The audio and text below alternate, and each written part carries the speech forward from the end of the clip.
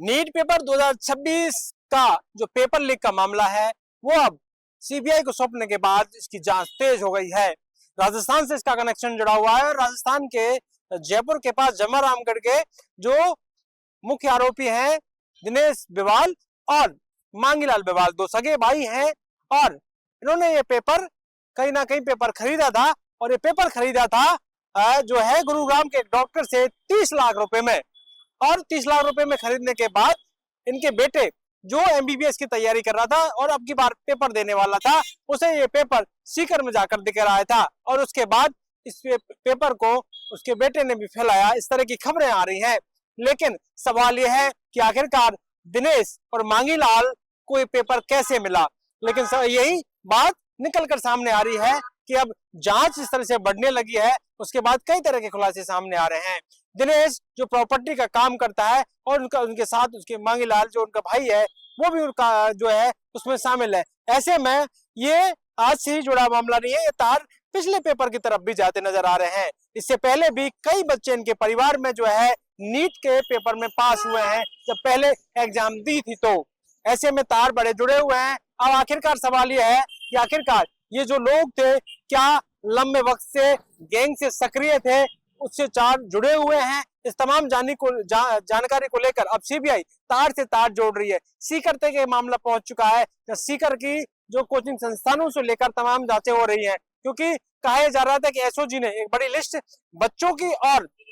जो अभिभावक है उनकी दी है कि इन तक ये पेपर पहुंचा है, तो आखिरकार वहां तक पेपर पहुंचा है तो एक बड़े मार्जिन में पहुंचा है। देहरादून तक ये मामला था, देहरादून में भी जांच चल रही है, सीबीआई की कई टीमें जांच कर रही हैं, जहां पर 800 से ज्यादा बच्चों को ये पेपर दिया गया था, ये बात कही जा रही है। जहां पर देहरादून से लेकर गुरुग्राम से लेकर राजस्थान तक ये मामला की जो है कनेक्शन जुड़ा हुआ है। आखिरकार इस पूरे मामले को लेकर किस तरह से 22 लाख से ज्यादा बच्चों ने जो एग्जाम दी थी उनके भविष्य पर कहीं ना कहीं जिस तरह से तैयारियों को लेकर ये जो चीजें कही जा रही थी, और आखिरकार जब 3 जो है मई को पेपर हुआ और उसके बाद ये परीक्षा को रद्द करना पड़ा, तो आखिरकार कहा जा सकता है कि किस तरह से बच्चों के भविष्य के साथ खिलवाड़ हुआ है, बड़ा नेटवर्क जुड़ा हुआ है। और कहा यह भी जा रहा है कि पहले ही कई दिनों पहले तैयारी हो गई थी, कई दिनों पहले पेपर आ गया था, बच्चों में ये जानकारी थी, कई जगह चर्चाएं चल रही थी, कोचिंग संस्थानों में चर्चाएं चल रही थी कि पेपर मिल जाएगा। ऐसे में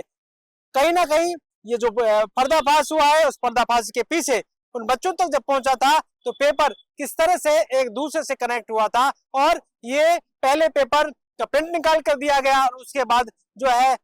सोशल मीडिया के माध्यम से भी पेपर को कहीं ना कहीं बड़े दूर तक पहुंचाया गया है। अब तमाम जो है एजेंसियां इस पूरे मामले को खंगाल रही है, सीबीआई लगातार तह तक जुड़ी हुई है, कई टीमें लगी हुई है इस पूरे मामले की जानकारी के लिए। और कहीं ना कहीं अब जो कनेक्शन सामने आया दिनेश और मांगीलाल का, वो बड़ी बात है। कहा भी जा रहा है कि उनका जो है किसी राजनीतिक पार्टी से भी है जो ताल्लुकात भी है। ऐसे में इस पूरे मामले को लेकर जो विपक्ष है वो तमाम सवाल खड़े कर रहा है। आज एनएसयूआई ने भी प्रदर्शन किया और कहीं ना कहीं तमाम जगह राजस्थान में भी कई जगह कांग्रेस के जो है कांग्रेस के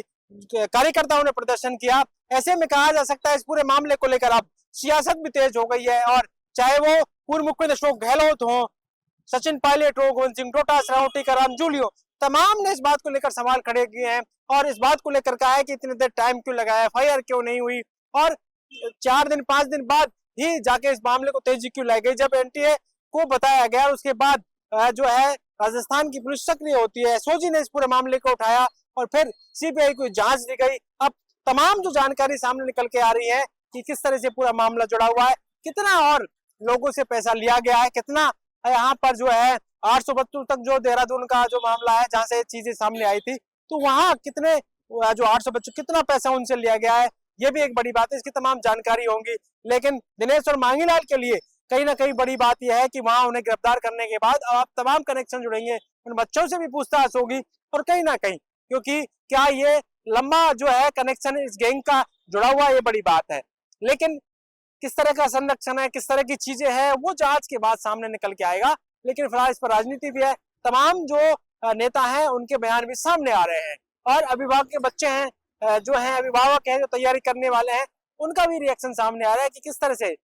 ऐसे अगर पेपर लीक होते रहे तो ये कहीं ना कहीं अपने आप में बड़ी बात है। राजस्थान में भी कई पेपर पिछली बार से लगातार लीक जब पिछली सरकार में हुए थे उसके बाद तमाम जांचें चल रही हैं। एसओजी उस मामलों को लेकर लगातार पूछताछ कर रही है, लेकिन नीट को लेकर अब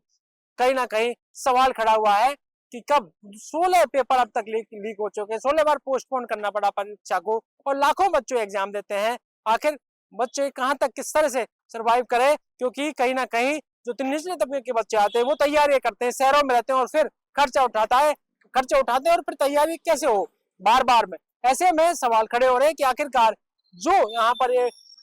जिस तरह की गैंग है उन गैंगों का पर्दाफाश हो और कहीं ना कहीं उनका जो